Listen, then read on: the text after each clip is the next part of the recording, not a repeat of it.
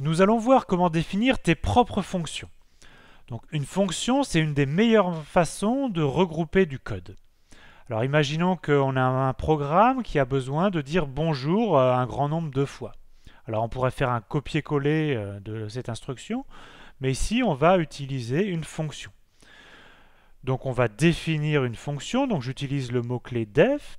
Ensuite je donne un nom bien choisi à ma fonction, donc là c'est une fonction qui affiche bonjour, donc je l'appelle juste dis bonjour.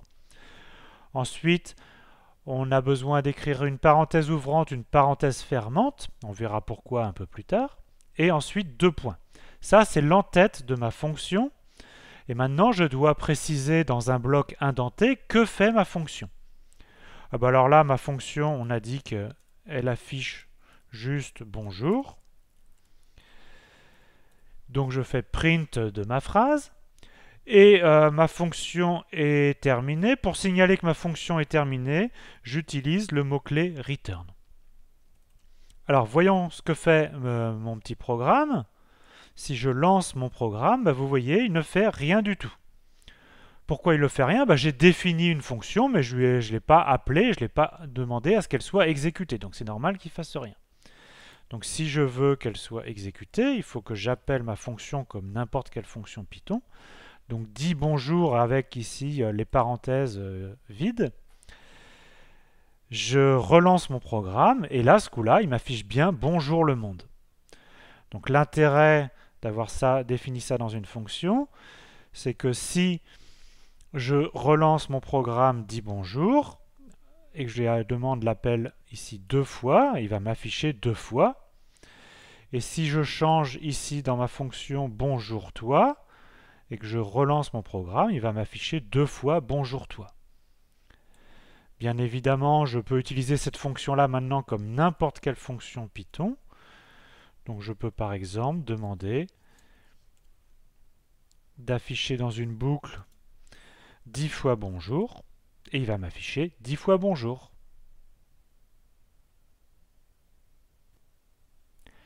Voyons la structure de la définition d'une fonction. Donc pour définir une fonction, il y a deux parties. Il y a déjà une partie en tête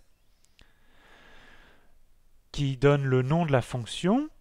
Et ensuite, il y a la partie instruction qui est un bloc indenté et les instructions seront exécutées à chaque fois qu'on appellera la fonction. Donc l'entête de la fonction, ça commence par le mot-clé def pour définition. Ensuite, il faut trouver un nom bien choisi à la fonction, c'est-à-dire un nom qui est compréhensible et qui représente bien ce que fait la fonction. Ensuite, on a des parenthèses qui pour l'instant s'entourent le vide, mais plus tard, on verra ce qu'on met à l'intérieur des parenthèses. Et il ne faut pas oublier les deux points qui terminent l'entête de la fonction. Donc ensuite, on démarre un bloc indenté. Donc c'est le bloc de nos instructions. On peut mettre n'importe quelle instruction Python, y compris appeler d'autres fonctions. Ces instructions se terminent par le mot-clé return, qui n'est pas obligatoire, mais qui marque la fin de la fonction.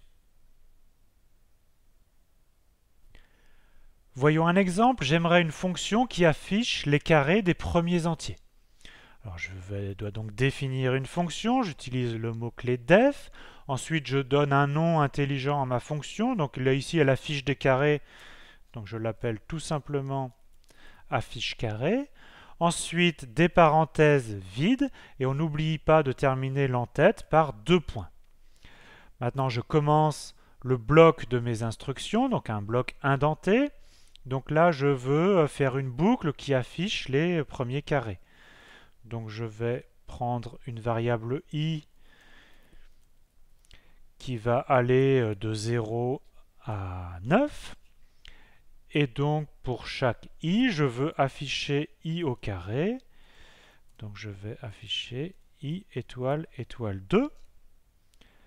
Donc ma boucle est terminée, donc je reviens à l'indentation d'avant, et maintenant ma fonction est terminée, et donc j'utilise le mot-clé return pour signaler la fin de ma fonction. Qu'est-ce qui se passe si je lance mon programme? Il ne se passe rien parce que j'ai juste défini une fonction, mais je n'ai pas demandé à ce qu'elle soit exécutée. Donc si je veux qu'elle soit exécutée, il faut l'appeler dans mon programme en n'oubliant pas les parenthèses vides à la fin. Et si maintenant je lance mon programme, ça m'affiche bien les carrés des 10 premiers entiers. Si je veux les carrés des 20 premiers entiers, j'ai juste à modifier ici l'intervalle de variation de mes i et mon programme affiche les 20 premiers entiers.